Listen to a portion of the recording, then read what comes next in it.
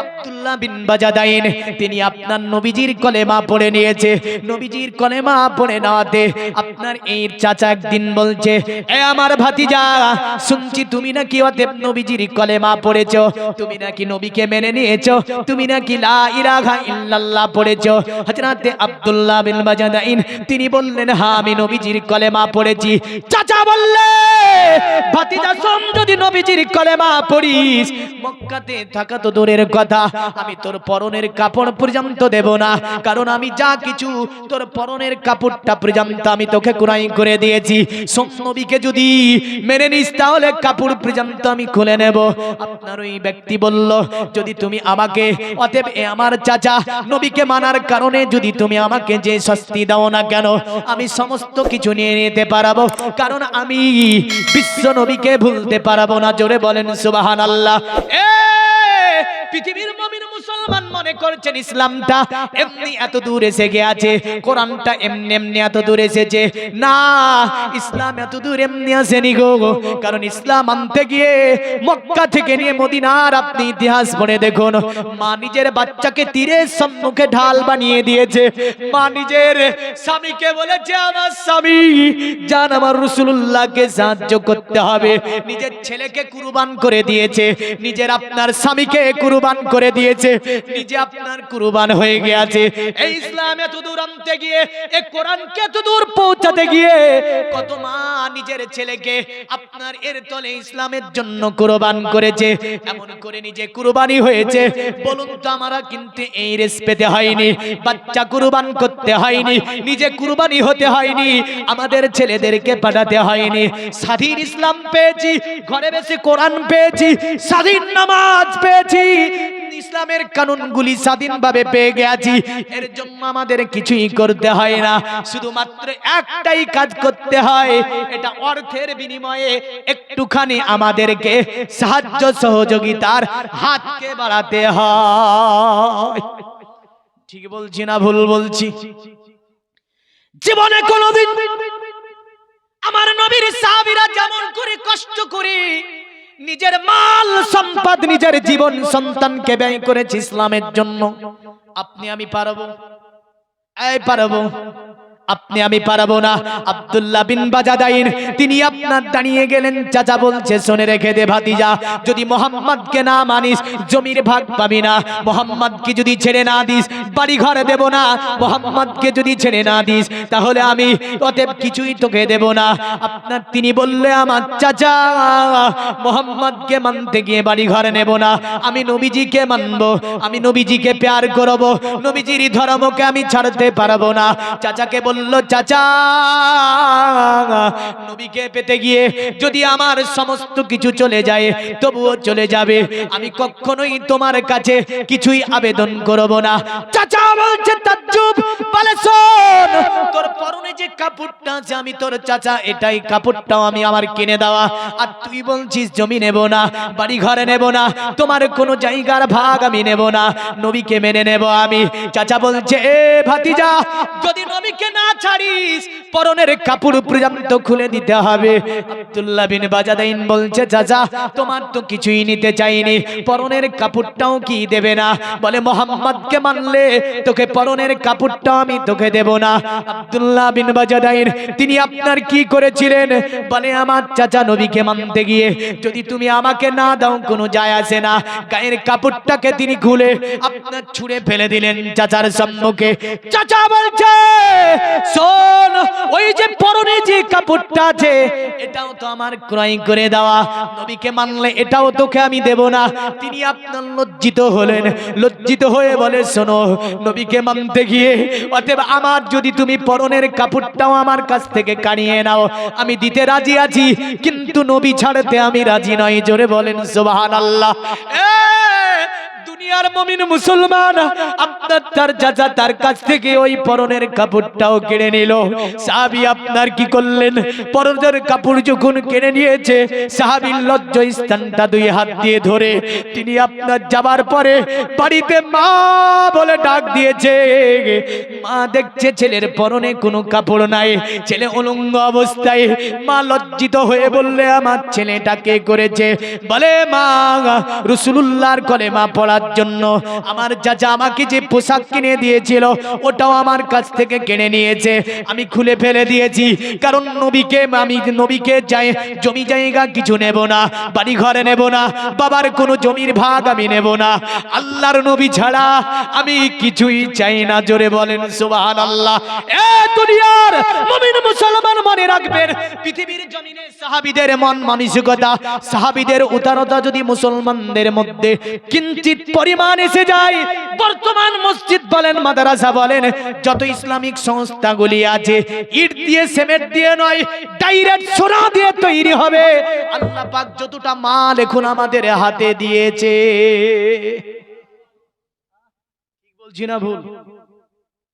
সাহাবীদের মন মানসিকতা, উদারতা, প্রেম একটুখানি যদি আমাদের মধ্যে চলে আসে, তো মাদ্রাসাগুলি ইট দিয়ে নয় সোনা দিয়ে তৈরি হবে, ঠিক না?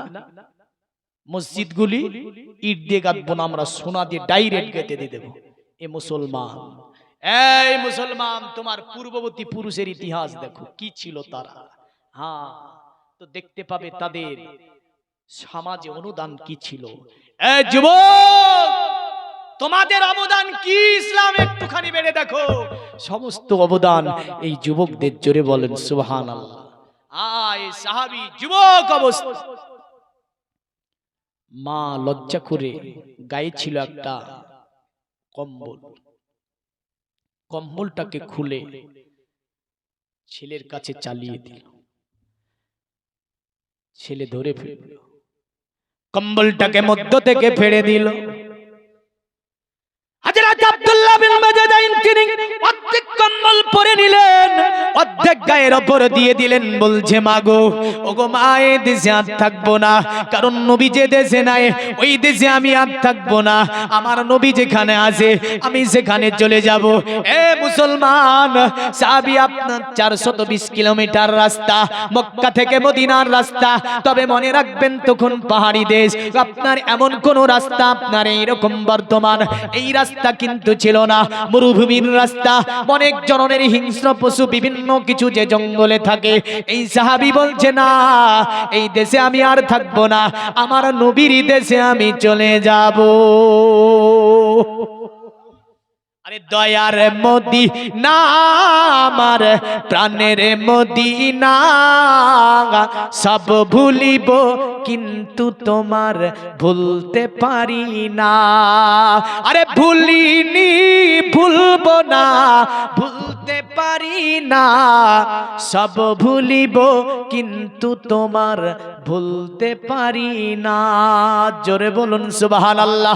পৃথিবীর মুমিন মুসলমান সাহাবীদের চরিত্র তাই তো সনাতন ধর্মের গুরুত্বপূর্ণ কিতাবে বলেছে, গুরুত্বপূর্ণ কিতাবে বলেছে, শিক্ষণ শাখা সম্ভাবিত নিপ্রসেচাপ মহাদেবং মরুস্থল নিবাসী নমো গঙ্গা জনশ্চ সংস্নপ্য পঞ্চগব্য সম্ভবিতে নমস্তে বিরিজানাত মরুস্থল নিবাসীনে তীব্রার সুরনসৈ বহুমায়া প্রবার্তিনে ভবিষ্য পুরাণের মন্ত্র তাতে লিখেছি তুসলিলন্তরে মিলোচ্চাচার্যেন সম্ভাবিত। তারা বললে, পৃথিবীর মানব শুনে রেখে দি, পৃথিবীর জমিনে দলবল নিয়ে যিনি শাসন করবে মক্কা থেকে নিয়ে মক্কার চতুর্দিকে, তিনি হচ্ছে আব্দুল্লাহ ছেলে, নাম হচ্ছে মুহাম্মাদুর রাসূলুল্লাহ। আরো জোরে বলেন সুবহানাল্লাহ। তাহলে নবীজি শাসন করেছে না করেনি? এই করেছে না করেনি? করেছে। কি দিয়ে শাসন করেছে? কি দিয়ে? ভালোবাসা, প্রেম, মহব্বত, উদারতা, আখলাক, চরিত্র দিয়ে আমার নবীজি শাসন করেছে মক্কা তথা মক্কার চতুর্দিককে। জোরে বলেন। কিন্তু ওই ভালোবাসা, প্রেম, মন, উদারতা আমাদের আছে তো? আছে বাপ? আছে? নাই। কারণ এখানে একটা Hasnain Karmain Islamic research centre ও মাদ্রাসা কায়েমের জন্য এখানকার যুব সম্প্রদায় থেকে নিয়ে এখানকার মানুষ যে উদ্যোগ নিয়েছে, কাজটা ভালো না খারাপ? এই কাজটা ভালো না খারাপ? ভালো। এতে সাহায্য সহযোগিতায় আমাদের অংশ নেওয়া দরকার আছে না নাই? আছে। দুনিয়ার মুমিন মুসলমান আব্দুল্লাহ বিন বাজাদাইন তিনি মক্কা থেকে মদিনার দিকে আপনার রওনা হয়ে গেলেন। সাহাবী রাত্রি দিন 24 ঘন্টা পায়ে হেঁটে তিনি মক্কা থেকে মদিনার দিকে চলতে থাকেন। মদিনাতুল মুনাওয়ারার সরজমিনে এই সাহাবী রাতের অন্ধকারে মসজিদে নববীতে গিয়ে পৌঁছেছেন। মসজিদে নববীতে যাবার পরে আপনার এক কোণাতে দাঁড়িয়ে আছে, চোখ দিয়ে পানি বয়ে যায়, ডুকরিয়ে ডুকরিয়ে কাঁদে। আমার নবীজি সাল্লাল্লাহু আলাইহি ওয়াসাল্লাম সাহাবীর কান্না ফজরের নামাজ পড়ে শুনতে পান। যেন দেখা যায় মসজিদে নববীর এক কোণে দাঁড়িয়ে দাঁড়িয়ে কোন ব্যক্তি যেন কান্না করে। আমার নবীজি তাকিয়ে দেখে বলে, কে কান্না করে এমন করে? কারণ এটা রাহমাতাল লিল আলামিনের দরবার, এটা হচ্ছে নবীজির দরবার।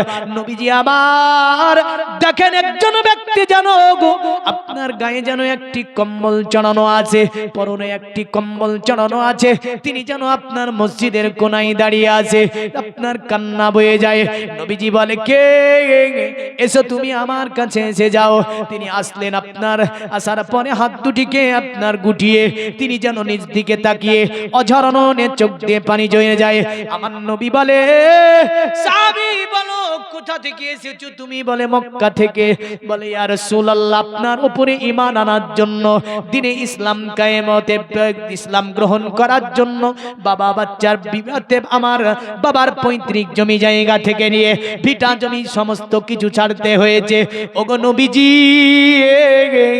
শুধু তাই নয় পরনের কাপড় পর্যন্ত কেড়ে নিয়েছে। আমি আপনাকে পাবার আশায়, আপনার ভালোবাসায় দ্বীনে ইসলামের স্বার্থে বাবার পৈতৃক ভিটা জমি জায়গা সব ছেড়ে দিয়েছি। ওগো নবীজি, আমি হিজরত করে মদিনাতে এসে গিয়েছি। জোরে বলেন সুবহানাল্লাহ।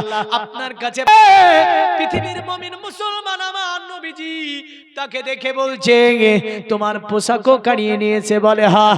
আমার নবীজি তাকে পোশাকের ব্যবস্থা করিয়ে দিলেন। অতঃপর সাহাবে সুফফাদের মধ্যে দিয়ে আপনার সাহাবাদেরকে বলল, সাহাবারা, এ সাহাবে সুফফা সাহাবারা, আমার আব্দুল্লাহকে তোমরা কোরআনের শিক্ষা দাও। আসহাবে সুফফার মধ্যে তিনি কোরআন পড়তে লাগলেন। কোরআন পড়তেন তিনি বসে বসে। আর আসহাবে সুফফা ওই চালার নিচে নামাজে দাঁড়াতো। আব্দুল উজ্জা তিনি আপনার কি করতেন? কোরআন তেলাওয়াত করতেন। কোরআন তেলাওয়াত করতেন। আব্দুল্লাহ কোরআন তেলাওয়াত করতে বললেন। আর এই যে পারসে মানুষের অসুবিধা হতো নামাজ পড়তে। একদিন নবীজির সম্মুখে সাহাবীরা বলল, গো ইয়া রাসূলুল্লাহ, ইয়া হাবিবাল্লাহ, ওই আব্দুল্লাহ বিন বাজাদাইন তিনি যেভাবে অতএব ইয়া রাসূলুল্লাহ কোরআন শরীফ পড়ে আমাদের নামাজ পড়তে অসুবিধা হয়। জোরে জোরে জোরে জোরে কোরআন পড়ে, আমাদের নামাজে একটু বিঘ্ন হয়। আমার নবীজি বলল আপনার সাহাবীকে ডেকে, এ আমার সাহাবী, তুমি কেন এমন করে জোরে কোরআন পড়ো? সাহাবী বলে, ইয়া রাসূলুল্লাহ, আমি যখন কোরআন পড়ি আমার এই কথাগুলি আমার স্মৃতিতে ভেসে ওঠে। আমি ইসলাম কবুল করতে গিয়ে যে কষ্ট পেয়েছি, আমার জমি জায়গা তো কিছুই দেয়নি, আমার পরনের কাপড় পর্যন্ত কেড়ে নিয়েছে গো নবী। আমাকে অঙ্গ করে মক্কা থেকে মদিনার রাস্তাতে আমাকে আসতে হয়েছে গো নবী। ইয়া রাসূলুল্লাহ, আমি যখন কোরআন নিয়ে সম্মুখে বসি কথাগুলো আমার ভেসে ভেসে ওঠে। আর আমি সাহাবী কোরআন পড়ে সেই ব্যথাকে আমি নিবারণ করতে চাই। আমার নবী আসহাবে সুফফাদেরকে বললেন, আমার সাহাবীরা তোমরা আব্দুল্লাহকে নিষেধ করবে না, আমার আব্দুল্লাহ যদি জোরে কোরআন পড়ে তোমাদের যদি অসুবিধা হয় তাকে নিষেধ করিও না, কারণ আমি নবীজি তাকে অনুমতি দিয়ে দিলাম সে জোরে কোরআন পড়বে। এই সাহাবীর জন্য আমার নবী জোরে কোরআন পড়াকে খাস করে দিয়েছিলেন, কারণ তিনি অন্যে যখন নামাজ পড়তো এই সাহাবী চিল্লিয়ে চিল্লিয়ে কোরআন পড়তো। নবীজি বলেছিল আমার সাহাবী ইসলাম কবুল করতে গিয়ে তো কষ্ট পেয়েছে যে কোরআন পড়ে পড়ে সেই কষ্টটাকে আমার সাহাবী নিবারণ করতে চায়। দুনিয়ার মুমিন মুসলমান বুঝা গেল আসহাবে সুফফাদের যে একটা শিক্ষার ব্যবস্থা ছিল, যে জায়গাটাতে আপনার সেখান থেকে কোরআন শিখতো। আপনার যখন কোনো ব্যক্তি ইসলাম ধর্ম গ্রহণ করত আমার নবীজি তাদেরকে বলতো একে কোরআনের শিক্ষা দাও, তাকে কোরআনের শিক্ষা দিয়ে দেওয়া হতো। বর্তমান কোরআনের শিক্ষা যেখান থেকে দেওয়া হয় ওই জায়গাটার নাম কি জোরে বলেন? ওই জায়গাটার নাম মাদ্রাসা। যদি মাদ্রাসা বন্ধ হয়ে যায় মসজিদগুলো ইমাম পাওয়া যাবে না, এই না যাবে গো, ইমাম পাওয়া যাবে না। আর ইমাম পাওয়া না গেলে 3 ওয়াক্ত কেরাত হচ্ছে জোরে জাহারি। 3 ওয়াক্তের কেরাত কি জাহারি, আর 2 ওয়াক্তের কেরাত হচ্ছে সিররি। তাহলে আপনার সবগুলো বলবে সিররি করব, কি বলবে? মানে জাহারি কেরাত পড়ার ক্ষমতা নাই, আসতে হলে পারবে। এই মাদ্রাসাগুলি টিকিয়ে রাখতে গেলে আপনার ছোট ছোট যে দানগুলি আপনি করছেন, আপনি কি জানেন এটা আমার আল্লাহর দরবারে অতি যেন বড় দান। এটা ছোট নয়, এটা সুবহানাল্লাহ। কি নাম? আব্দুল আওয়াল 2 বস্তা সিমেন্টের দাতা জিন্দাবাদ। জোরে বলবেন না? আল্লাহ দানকে যুবকের কবুল করুন। যুবকের আল্লাহ এই যে দান, এই দানকে কবুল করে নি আল্লাহ, কামাইতে আপনি বরকত দিন আল্লাহ, এমন করে দুনিয়ার জমিনে সুখ শান্তি দান করুন। সকলে বলুন আল্লাহুম্মা আমিন। সুবহানাল্লাহ। জানছি না তো কজন বাকি আছে দিতে, কারণ একজন তো জন্য আল্লাহর একত্ববাদকে প্রচারের জন্য সাহাবীরা এত কষ্ট করলো, সাহাবীরা এত কষ্ট করলো। আমার বর্তমান সমাজের যুবককে একটা কথা বলি, পৃথিবীর জমিনে একজন নারী ছিল, যে নারীটা আপনার ছিল আল খানসা। কি নাম বলল? খানসা। যিনি রাসূলুল্লাহর কবি হাসান বিন সাবিত আল আনসারীর সঙ্গে কম্পিটিশনে এক সময় হাসান বিন সাবিতকে পরাস্ত করেছিল। রাসূলের কবি ছিলেন। হ্যাঁ, এই খানসা মুতাত যুদ্ধ বিখ্যাত প্রাচীন এবং ইসলামিক কবি এই মেয়েটি আমার নবীর কাছে এসে কলেমা পড়ে ইসলাম ধর্ম গ্রহণ করেছিল। বললেন এই খানসা যখন মুতাত যুদ্ধ, তখন খানসার 4 জন মেয়ে ছেলে, একদম তরুণ যুবক ছেলে, ছেলেদেরকে ডেকে বলে এ আমার ছেলেরা বাড়িতে থাকা যাবে না, চলে যাও মুতাত যুদ্ধে চলে যাও। আল খানসার 4টি ছেলে সেই যুদ্ধে শহীদ বরণ করেছিল। খানসা মেয়েটি যখন জিতেছিল, কেউ বললে খানসা, এ কবি খানসা তোমার 4 জন ছেলে মুতাত যুদ্ধে শহীদ বরণ করেছে। তিনি বললেন অতএব মুতাত যুদ্ধে শহীদ বরণ করেছে, ইসলামের অবস্থা কি, মুসলমানদের অবস্থা কি? বলল শোনো, অতএব ইসলামের অবস্থা বড় ভালো, কারণ মুতাত যুদ্ধে মুসলিম জয়লাভ করেছে। তিনি বললেন আলহামদুলিল্লাহ, আমার যে 4 জন ছেলে চলে গিয়েছে তাতে কোনো যায় আসে না, ইসলাম জিন্দা হয়েছে, এতে আমি আল খানসা অতি খুশি হয়েছি। কিয়ামত পর্যন্ত দান দিয়ে, জীবন দিয়ে, মাল দিয়ে, অর্থ দিয়ে, ভালোবাসা দিয়ে, প্রেম দিয়ে, মহব্বত দিয়ে, উদারতা দিয়ে, মনোযোগ সকল কিছু দান করে এ মুসলমান ইসলামকে জিন্দা রাখবে। রেখেছে না রাখেন? সব মিলিয়ে দিতে চাই। তাই বলবো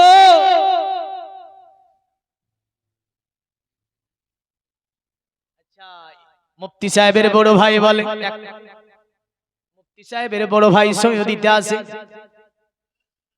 এক টলি ইটের দাতা জিন্দাবাদ বলেন, আর নারায়ে তাকবীর, নারায়ে রিসালাত, এক টলি ইটের দাতা জিন্দাবাদ বলবেন না?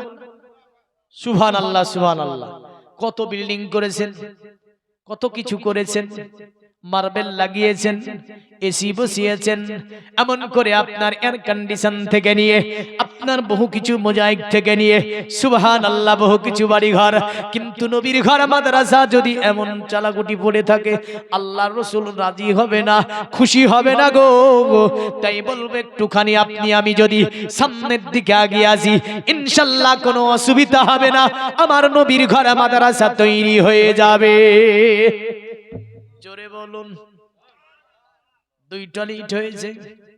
আচ্ছা, আর একজন কোনো আমার ভাই নাই, বড় বিল্ডিং করে রেখেছেন, মার্বেল করেছেন, সবগুলি চলে যাবে। আল্লাহ বলছে বিজাজুজিলাতিল আর দুজিলাহা, আমি দুনিয়াকে কম্পন দেব, এমন একটি ভূকম্প আনবে, বুঝলেন, সব হিলবে। আল্লাহ বলছে ওয়া আখরাজাতিল আরদু আসকালাহা, জমিন ভার নেবে না, সবগুলো উঠিয়ে ফেলে দেবে। অকালাল ইনসানু মালাহা, মানুষেরা বলবে কি ব্যাপার, জমিন কেন ভার নেয় না? আল্লাহ অন্য সূরাতে বললেন ওয়াতাকুনুল জিবালু কাল ইহিনিল মাহফুজ, আমি আল্লাহ পাহাড়গুলোকে তুলার মতো করে উড়িয়ে দেব। আমাদের মোজাক করা ঘরগুলো থাকবে নাকি? থাকবে না? থাকবে না। কিন্তু মনে রাখবেন আমার নবীজির ঘর মাদ্রাসার জন্য যেটা দিয়ে যাচ্ছেন এর নাকি কিয়ামত পর্যন্ত আপনার কবরে আমার আল্লাহ পৌঁছাবে। পৌঁছাবে না? বিল্ডিং তৈরি করেছেন, এর জন্য কবরে শাস্তিও এসে যেতে পারে। কারণটা কি? আপনি মরে গেলেন, তিনটি ছেলে বলবে মিন দিয়ে ভাগ হবে, বিল্ডিং এর কোনটা ভাগ হবে, এটা দিয়ে ভাগ হবে, বলবে এটা দিয়ে, এটা দিয়ে, ওটা দিয়ে, তিন ভাই মারামারি। আল্লাহ বলবে এই বান্দা, বিল্ডিং তৈরি করেছিস, তিন ভাই মারামারি করে ফাটাফাটি করে, কবরে এসেছিস, বল কি করেছিস দুনিয়ায়, উত্তর দেওয়া থাকবে। কিন্তু আপনি বিল্ডিং করেছেন যার জন্য আপনাকে দেখা যাচ্ছে যে আপনার ছেলেরা মারামারি কাটাকাটি ভাগাভাগি, কিন্তু আমার নবীর ঘর মাদ্রাসায় যখন দিয়ে যাবেন, কবরে যখন আযাব আপনার আসবে, এই দান গিয়ে বলবে আল্লাহ পৃথিবীতে তোমার নবীর ঘর মাদ্রাসা আমাকে তৈরি করেছিল, বান্দাকে জ্বালানো হবে না। জোরে বলবেন না? একটা ইট কেউ নাই দেওয়ার মতো, প্রচুর টাকা ব্যয় করেছেন, দুই টলি হয়ে যার এক টলি হয়ে গেলে বক্তা আসবে ছাড়বো। অনেকক্ষণ বিরক্ত করেছি, কি করে ভাবছো তুমি জাহান্নামে, কিছুদিন পড়ে ঠিক পাবে জান্নাত, এতটুকু সইতে কি পারবে তুমি, দুনিয়ার আগুনে রেখে দেখো হাত। জোরে বলুন। কি করে ভাবছো তুমি জাহান্নামে, নারায়ে তাকবীর, নারায়ে রিসালাত, দ্বীন ইসলাম, বক্তা সাহেবের আগমন, জিন্দাবাদ, সুবহানাল্লাহ। আর তাহলে বাড়ানো যাবে না? যাবে গো। একটা লিট দিলেন না, দেবেন না? পাপ করে আজো যে নেই কোনো অনুশোচনা, পাপ করা গুনাহ যেটা হয় না মনে, পাপ করে আজো যে নেই কোনো অনুশোচনা, পাপ করা গুনাহ যেটা হয় না মনে, হায়াতের বেয়তন কমে যাই রোজ, আধার কবরে কেউ নেবে না তো খোঁজ। নেবে ইমানের সাথে যদি মৃত্যু না হয়, পাবে না রসুলে কবু শাফাআত। ইমানের সাথে যদি না মরেন নবীজির শাফাত হবে। আরে ইমানের সাথে যদি মৃত্যু না হয়, পাবে না রসুলে কবু শাফাআত। কি করে ভাবছো তুমি জাহান্নামে, কিছুদিন পুড়ে ঠিক পাবে জান্নাত। এতটুকু সইতে কি পারবে তুমি, দুনিয়ার আগুনে রেখে দেখো হাত। আল্লাহ পাক সকলকে ক্ষমা